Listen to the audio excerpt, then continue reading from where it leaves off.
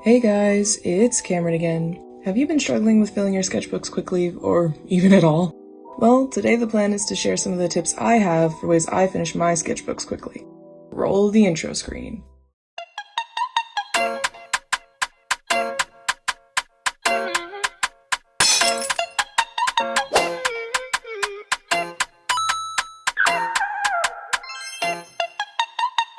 Okay, so before I get into the tips themselves, I want to give a bit of a disclaimer. A large part of the reason I'm able to finish sketchbooks so quickly has to do with the fact that I likely have an undiagnosed chronic illness which I'm working towards figuring out, so I'm not able to work right now. As it stands currently, I'm home a majority of the time, which automatically gives me more space to draw. So don't beat yourself up if you aren't able to finish sketchbooks within a month, even with these tips. Having outside responsibilities makes that hard to do. I also think it's important to mention that the speed at which you work doesn't make you more or less of an artist. It's perfectly okay to take your time. That being said, here are my tips for speeding up your sketchbook completion. Literally scribble. This sounds stupid, but I really mean it. Scribbling in your sketchbook can be a good way to get your brain moving while also removing some of the pressure of the sketchbook. I know it can be really easy to fall into the trap of always trying to make a sketchbook look perfect, but not only does this slow you down, it can also make you dislike your sketchbook or the art process. Scribbling is a good way to knock both of these roadblocks out of the way while also filling up space. Do some warm-ups. This is always a good thing to do, and I'm sure you've heard this tip before, but when I was a beginner artist, I never really understood what this meant. Was there a specific warm-up everyone was talking about? Did they mean just doing some random doodles?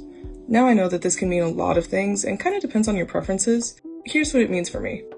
My most common warm-ups are circle practice, mark making, and comfort doodles. For circle practice, I draw different sizes of circles until I fill a page.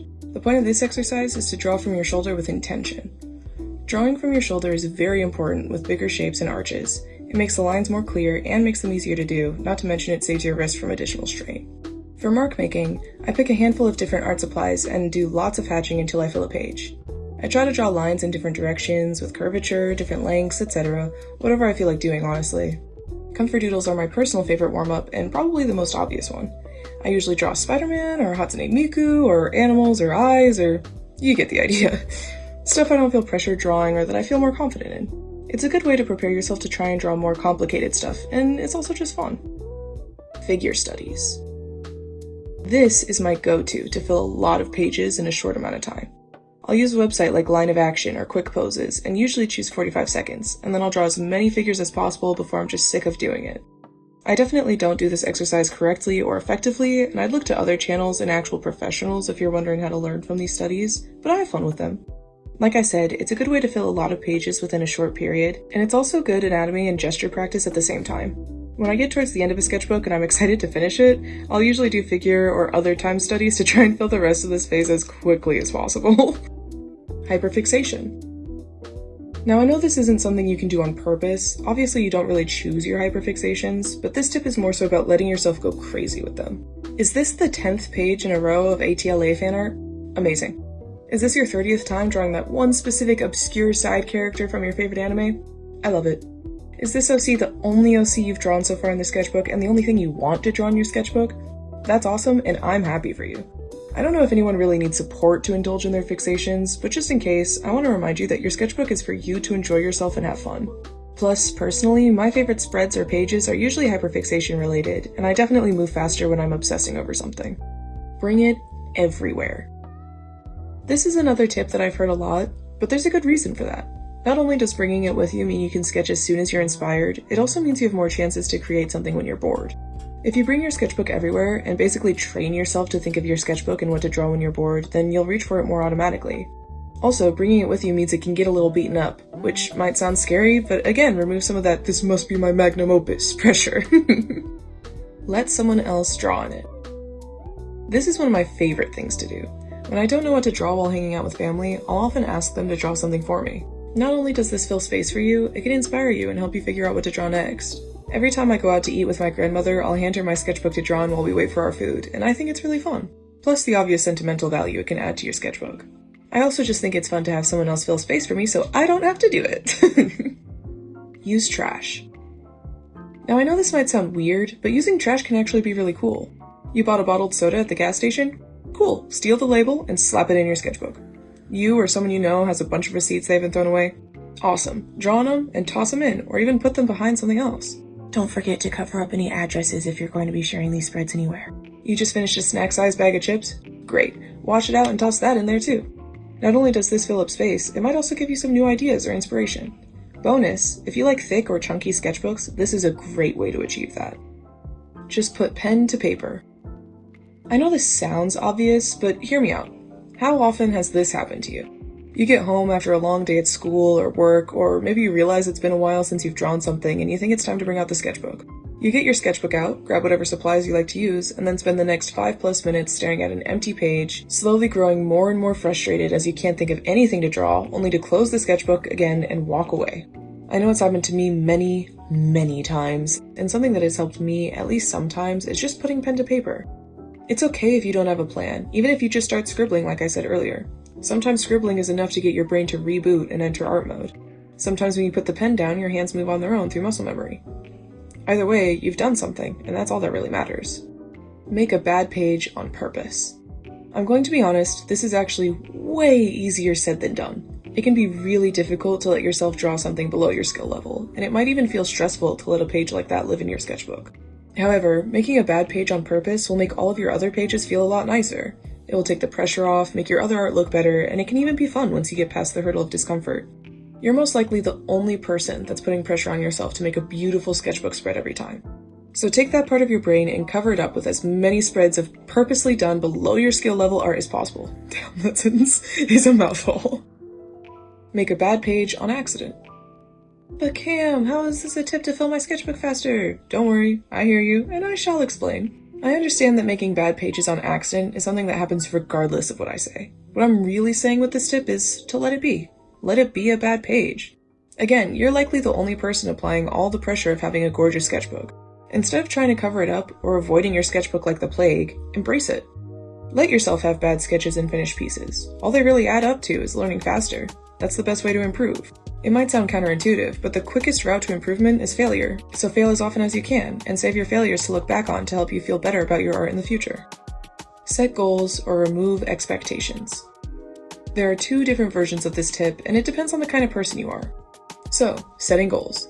Are you the type of person that works best with structure? Do you find it easier to keep up or keep moving if you have set standards and priorities for yourself?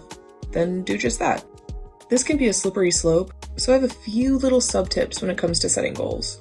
First, don't set art progress goals.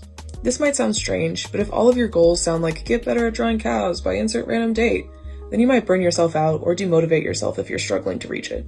Instead, try little time goals, such as draw for 5 minutes during lunch break, or, whatever works for you. Second, don't be afraid to change your goals. Did you try drawing for 5 minutes every lunch break, but you realized it's too distracting or maybe too much pressure to draw near other people? That's perfectly okay. You're setting the goals. You can change them. Your first goal doesn't have to be the perfect forever goal, which leads me to my third tip. Don't spend forever thinking about what the most effective goal would be. You have time, so use it. Try a few things and see what works best for you and your lifestyle. Now, removing expectations.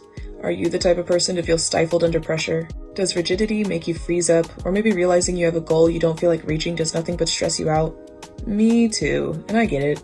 I've tried setting goals for a long time, but every time I just stress myself out and end up not wanting to draw at all.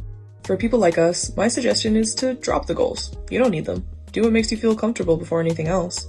The more stressed you are, the less you'll want to do anything, so do everything you can to remove those stressors. Return to your comfort zone. Like I said, do your best to remove any stressors. If you can feel yourself burning out, or maybe art block is starting to get a hold of you, then go back to your comfort zone. I always think of it as those games of freeze tag in elementary, where you'd have a base as a safe zone. If art block hasn't frozen you yet, but you can feel it catching up, then run back to that safe zone. I know it's not the fastest way to improve, but it could be the boost you need to keep yourself from hitting an art block and not being able to draw at all. If you're wanting to fill your sketchbook quickly, then the most important thing you could do is whatever it takes to dodge art block. Abandon your comfort zone. Okay, I know. I just said remove all the stressors you can. I know. On the other hand, though, staying in your comfort zone too long could make you bored or feel like you're stagnating, and you might end up right back where you started. Having a healthy balance is always the best way to go. I still stand by running to your comfort zone when you need to, but if you're feeling safe from art block, then take the time to draw something new. And don't forget, make bad pages on accident. It's okay if stepping out of your comfort zone ends in something you aren't happy with yet, because if you keep at it, then eventually you will be happy with it. The more you step out of your comfort zone, the more chances you have to expand your visual library, which is half of what you need to improve at art. Your hands and eyes improve at different rates, and art block usually hits when your eyes are better than your hands. So keep trying new things before your eyes start to recognize all the little flaws in your comfort zone. Your comfort zone is your safe zone, so protect it. Don't let your eyes pick up on all the little problems. Give them something else to focus on. Draw your favorite little guy forever. I'll be perfectly honest with you, this tip is for me. I know I already mentioned this when talking about hyperfixations, but I want to hear it again. I'm someone who's obsessed with Spider-Man, Hatsune Miku, and my own Sona Cyanide. They're my comfort zone, the very center of it.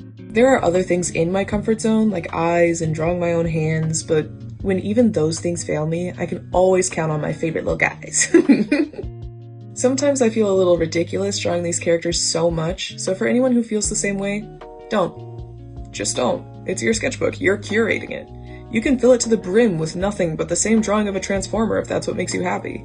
Obviously, most people want to improve as quickly as possible, but the more you upset yourself and corner yourself into art block, the less and less you'll draw. Besides, art is for fun before anything else. Improvement should come secondary, just enjoy yourself. Again, this tip is extremely self-indulgent, but I hope it helps someone else too. Remember to do what makes you happy. As I'm sure you've noticed, this is a recurring theme throughout this video. Keep yourself happy, however it is that you do that. Check in with yourself sometimes. Are you enjoying what you're drawing? If you aren't, why not? If it's because you don't like drawing it, then you don't have to. You don't need permission, but if it helps you to hear it, you're allowed to do what makes you happy first. If you're unhappy because of the progress you're making, such as feeling like you should be improving faster or like you're going backwards, then I get that. I'm sure everyone watching this video can relate to that, even if it's not with visual art. You're valid for feeling that way, and I'm not suggesting you ignore your feelings, but remember that your eyes are the harshest when it comes to your own art. How would baby you feel about your current art? I bet you they'd be awestruck.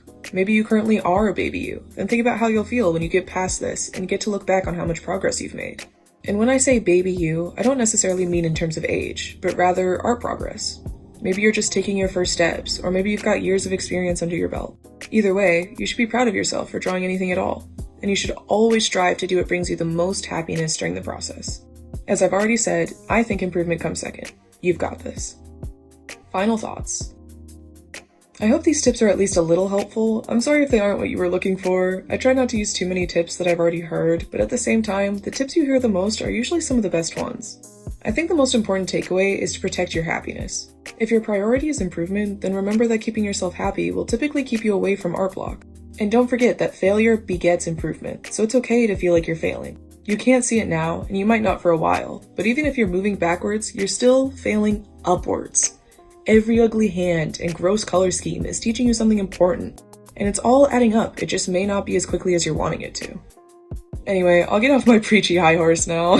Don't take anything I say too seriously. I'm just some random 19-year-old with a YouTube channel who's pretending that they know what they're talking about.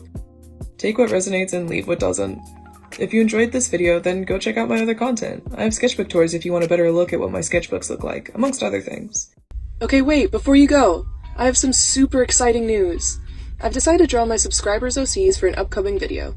I want to reopen my commissions, but while I was working on setting that up, I realized I have little to no examples, so why not give back to my community and get some examples at the same time? If you'd like your OC drawn by me, then here's how to submit one. I'm accepting submissions in my brand new Discord server and on Twitter. If you're wanting to submit your OC on Twitter, then either @ me, my username is Dellen_depths, or use the hashtag DellenDrawsOCs. I'd love it if you'd include your character's name, age, and any interesting lore so I can learn a bit about them. If you'd prefer to submit your character in my new Discord server, then the link to the server is in the description. You can find the details in the event announcements channel. I'll be putting some other rules in the description of this video, so please be sure to read through those as well. And keep in mind that anything I draw may be used as a commission example in the future. I'm super excited to see you guys in the Discord server, and I'm stoked to learn about and draw your OCs. Thank you so much for your support. I'll see y'all next time. Bye!